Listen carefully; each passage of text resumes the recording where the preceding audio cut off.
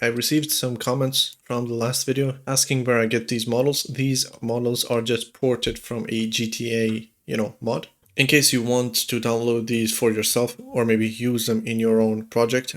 Also, these contain, the actual logo. So I don't think you're supposed to use them in commercial use. But for, educational purposes, I think it's okay. So if you want them for yourself, you can just go into any site that provides these. So for example, this site in here, you go into this game, you click on where you want. And for example, you want some of these. Well, not exactly that, but for example, maybe, I don't know, this car. And then you just choose any of them, download. Once you do that, you have a file. So here I have two files. This works in Mac. It also works in Windows. I think. The first thing that you have to do is obviously, unzip it. And after you have that, you should have a DFF file. This is for the textures.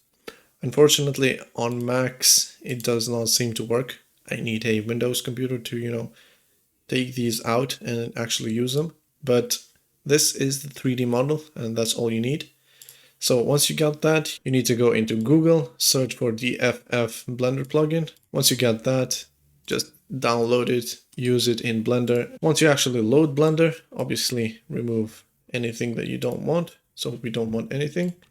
We go to import and we import the DFF. Obviously, first you have to go into preferences, and in add-ons, you have to actually use the DFF. So once you have that, just go into import, choose the right import. So DFF in here, just select whatever you want to import. So here we have our model, our car model. This is how you get them as, as single objects.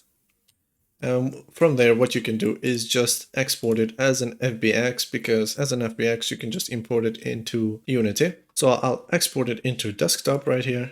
And then we are done from this side. So you just can close it.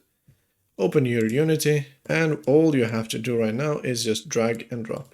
That's all you have to do. Here is our untitled. So if you want to obviously stay organized, just create a new folder like this, and then drag and drop it. So now we are done. Now that we have that, we have the 3D model. We can just bring it, and there we go. Now we have a 3D model that actually looks really good. And from here, the sky is the limit what you can do with this, but it already looks really good. So one quick cheat code or one quick, tip that you can do when you actually import these before you use it into your scene, what you can do is go in here and then use, for the materials, use external materials. So this is going to generate materials for you. And when you hit apply, you already have materials. So you don't have to do them yourself. And then all you have to do is just drag it. And now you have materials. And then you can play around with the materials. So you can make it as glossy as you want, and it would look as the same way as you want it to look. So for the sake of this tutorials, maybe we can just try to use this model. I think we can use it.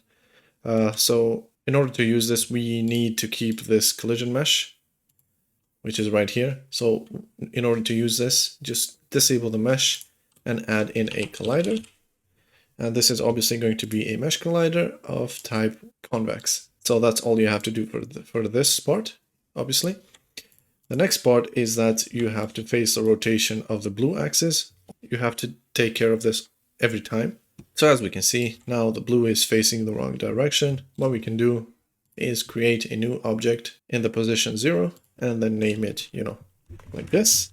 And then we can take the car itself, drag it and drop it inside of here. So now we have a car, and then we can just rotate it wherever we want. And we also have the collision mesh. I don't know why, but I think this is not supposed to face this way. I think it fits better like this. Maybe I'm wrong, I don't know. So I'm gonna leave it for now like this. We have the car. We don't need this anymore. And now that we have that, let's remove this dam. So just search for dam, take all of them, disable, and there we go.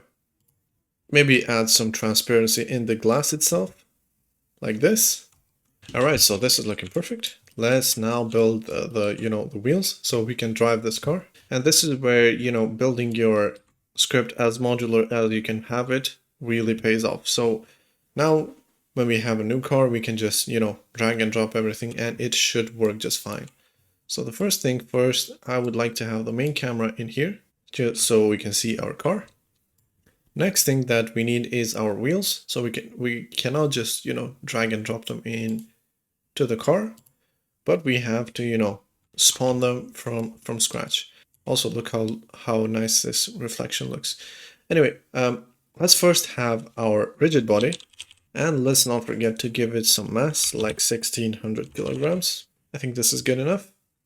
Next thing that we need is the input, like this.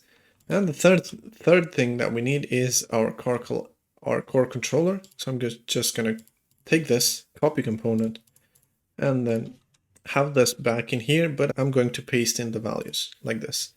So now we have the wheels, but they are referencing our old car or our old game object, which is not what we want. So let's take care of that. So the first thing that we need is to take this wheel like this. I'm going to delete these other wheels. So I'm going to take this wheel and then I'm going to put it as a root object, or as, as a child of the root object, because it's easier to work like this. And then we also have to make sure that the wheel mesh is a child of the wheel. So let's name this wheel just wheel, like this. And this is wheel child. This is going to make our life just a little easier. So the next thing that we are going to have to look out, because this is, obviously imported and it's not perfectly set up, we have to set it up ourselves. So we have all of these values in here, which should not be like this.